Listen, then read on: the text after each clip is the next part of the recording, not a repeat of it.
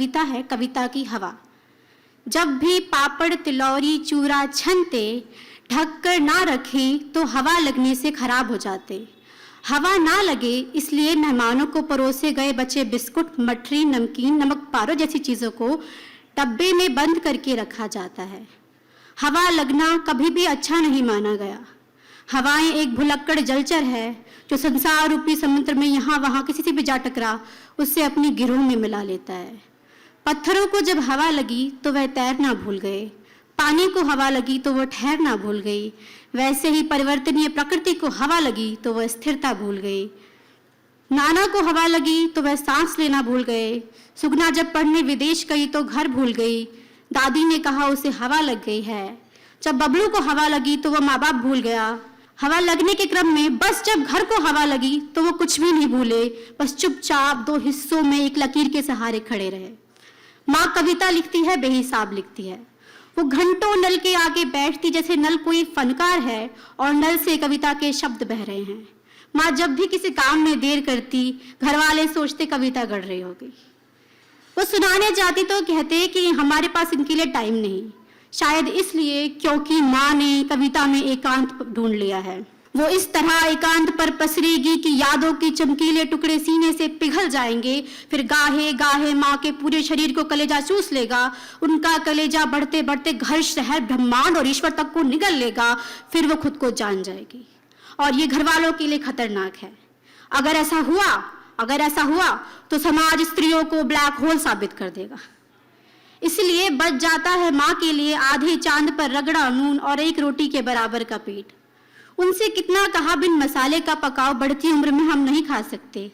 तब भी बूढ़ी माँ अपनी कविताओं को कभी पक रहे सादे भात में मिला देती, कभी फीकी दाल में, तो बेस्वाद सी हो सकने वाली खिचड़ी में।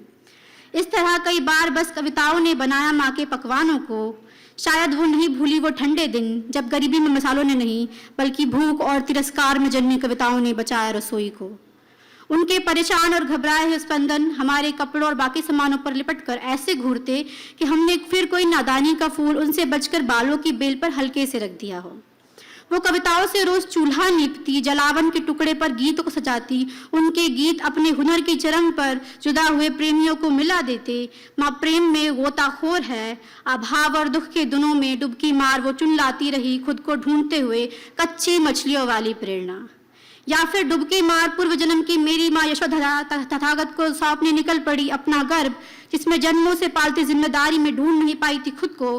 घर वालों को डर है माँ के काफिर होते जा रहे शब्द फतवे की मजार को लांघ जाएंगे, क्योंकि माँ को हवा लगने लगी है। इसीलिए थोड़ी ना माँ को घर गृहस्थी के डब्बे में बंद किया था।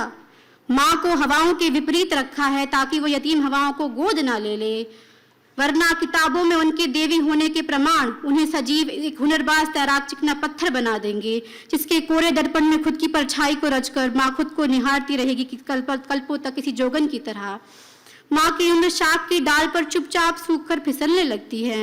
उनकी कविताएं अपनी केचुली उतार कर टांग देती है हर जगह।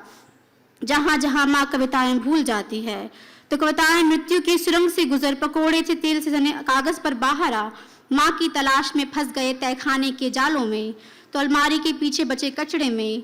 इन पर भी नहीं तो एक सिरफिरे प्रेमी की कटी कलाई की तरह उखड़ आए दीवारों की पपड़ियों से आखिरी बार पानी दिए गए सूखे पुराने गमले में। ऐसा नहीं कि माँ सफाई जानती नहीं, बस उन कोनों से उसी तरह सरक जाती है जैसे औरतों को घर और वसीयतों से सरकाया गया। इस बार वो अपने बच्चों के स्थान पर अपनी माँ रूपी कविताओं की कोख से निकल उन्हें अलगाववादी घोषित कर देती है, क्योंकि माँ को आशंका है माँ को कविताओं की हवा लग गई है। तो इस बार अगर कविताएं उनसे टकराई तो डब्बा खुल जाएगा और माँ उड़ जाएगी, क्योंकि माँ को हवा लग गई है।